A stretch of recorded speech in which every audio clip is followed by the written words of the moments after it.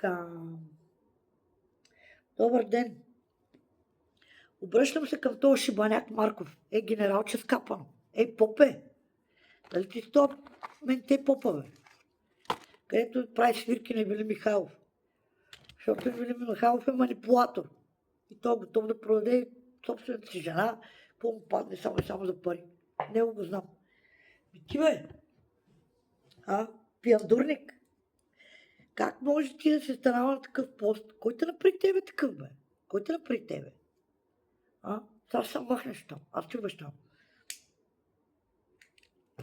Ти имаш ли син, бе? Случайно да е педофил или мръднал? Някой е ходил в семейството ми. Пипал е детето ми. Така, това не е един път, не е втори път. Само слушай много внимателно. Генералче, за такива, като тебе има военен съд. Военен съд, знаеш как? Много добре ги оправят. Така. И аз съм чужда гражданка между това. Между другото, само да ти кажа. Също така, достатъчно подаръци съм пратила на НАТО, че да се дигнат и да те изкъртат. Ясно ли ти е, бе? Ясно ли ти е? Дрогата, която минава през тебе, кой я купува, бе?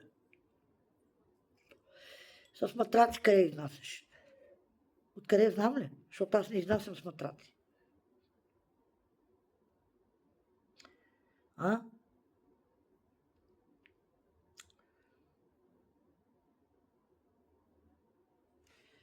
Генералче скапано. Ти не си генерал, бе. Ти си един поп. Виделите щупано ще в главата. А реша ли пък да стана някаква от правителство? Направо ти казвам, къде те вие ще плюя. Да изчезваш оттам, мамичката ти мръсна. Валю, предупреждавам те. Светослава и тебе за последен път. Другия път не знаеш кой ви има и на двамата трите имена. На Барабари, на жена му на Боби Михайлов, и имат имената курвата, и твоята жена Валю. И на Евелин Михайлов имат имената. Дай да не стигаме до крайности, И искам да ми оставите детенцето на мира. Искам да взема детето и да се махна в тази държава. Такива бокуци аз няма да се излагам.